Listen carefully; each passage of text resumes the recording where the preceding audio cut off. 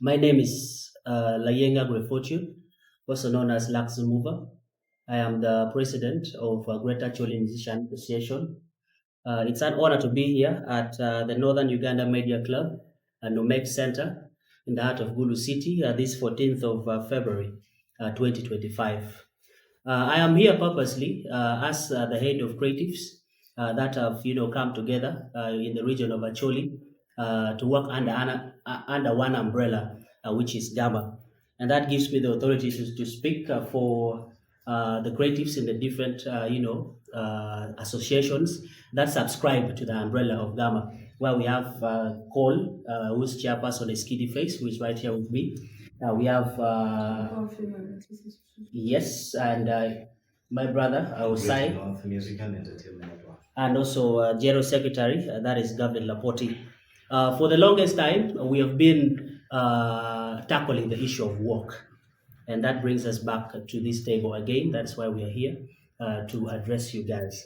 For the longest time, like I've said, creatives and artists and musicians, superstars alike, have been complaining and pointing out pertinent issues pertaining work, including lack of inclusivity, lack of transparency, high-handed officials having, strings and, attachment to the idea of work, clicking, sidelining of people who have differences in opinion. And this, ladies and gentlemen, has been backed up by the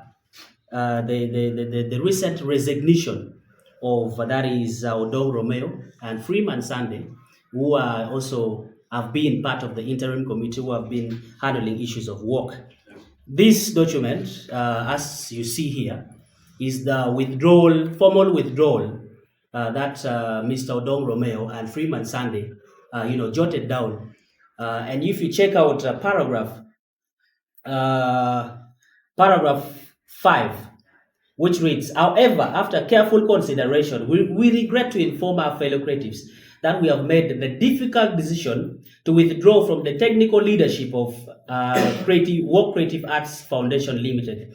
Despite our initial enthusiasm, we have realized that certain pertinent matters such as internal conflict, lack of transparency and open communications, disruptive actions by certain individuals are undermining the team's ability to effectively pursue its goals. That is in the interest of all creatives.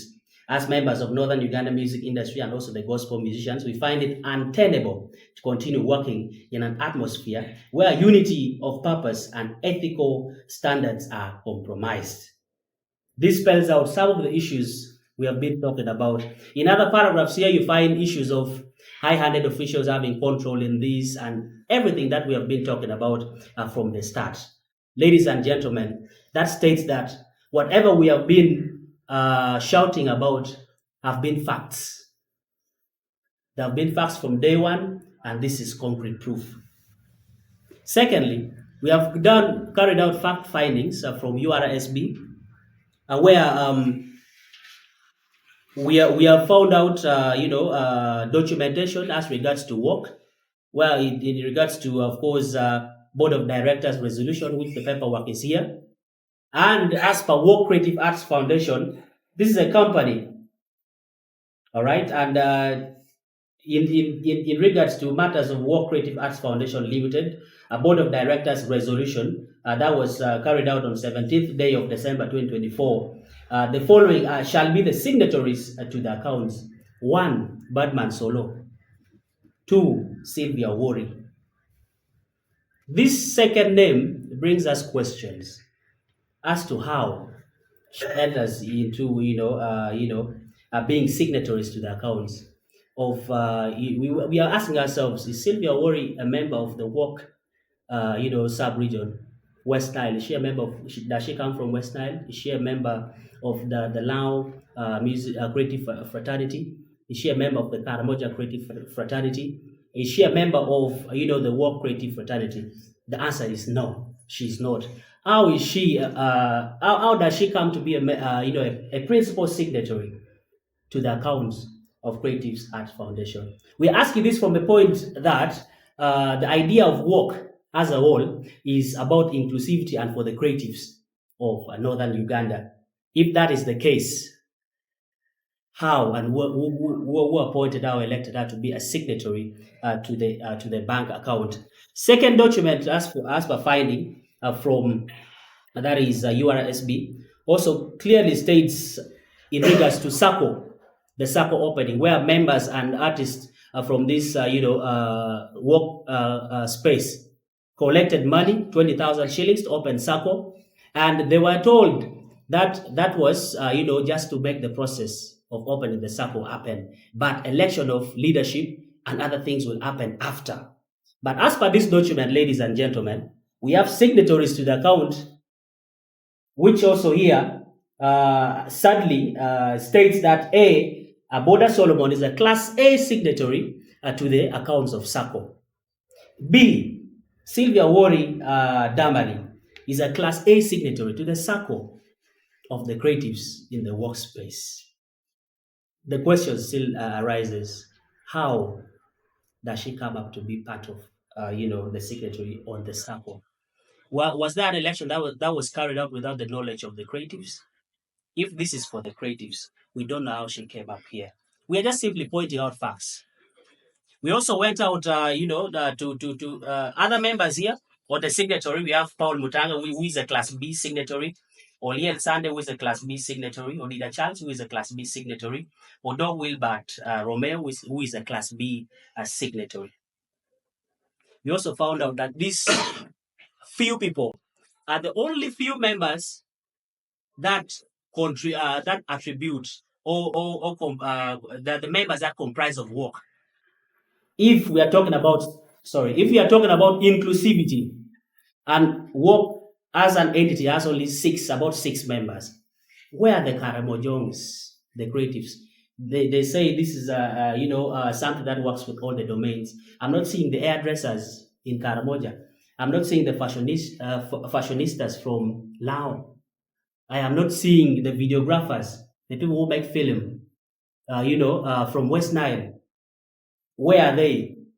If this is about inclusivity of the work, corridor and space of northern Uganda. Ladies and gentlemen, we are simply pointing out facts so that who has the ear can listen and understand.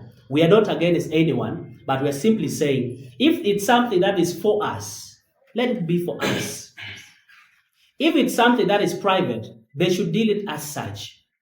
Ladies and gentlemen, we have documents as well that proves that associations which are under Gamma definitely contributed money to the registration of work, which we have been saying for a while, and we have this proof, and that legitimates their claim to ask questions about the dealings and activities of work as an entity, because they contributed their money to make this entity start running.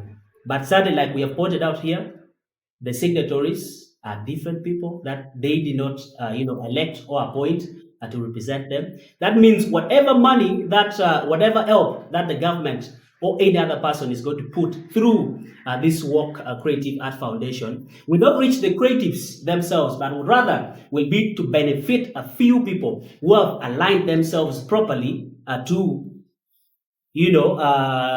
enlarge their pockets. This is a call to everybody that is not allowed to be used. We have brought you the facts, and we are still going to keep sounding this bell and the facts and pointing it out loudly. And we're not going to get tired. It is my responsibility as a leader who speaks for these people to make it clear and sound that our next step would be legal. Our next step would be legal. Because if somebody who understands can see a lot of issues that pertains legality in these documents that I've just read here. First, people were used and their intellectual property was collected, and now people are claiming it's private property and we cannot have a say in it, yet we were consulted. These are leaders and the members were consulted in the first place, and their ideas were put into this paper. That now certain people are claiming is personal. If it's personal, well and good. That means that is pertains intellectual property rights and legalities pertaining that. Secondly, that means money has been collected from these associations under false pretense. that there will be members of the work creative space, but only a few people have aligned themselves to benefit from this. What does that lead us to? That means there is a legality as pertaining the collection of money. Money has been collected from the associations under false pretense, and now they're sidelined and they don't have a say in whatever is happening. Ladies and gentlemen, I don't want to say a lot. Allow me to invite, Kiddy Face, who is also the spokesperson of Greater Acholi Ministerial Association, to pick up and, of course, fill up a few areas here and there. Thank you very much.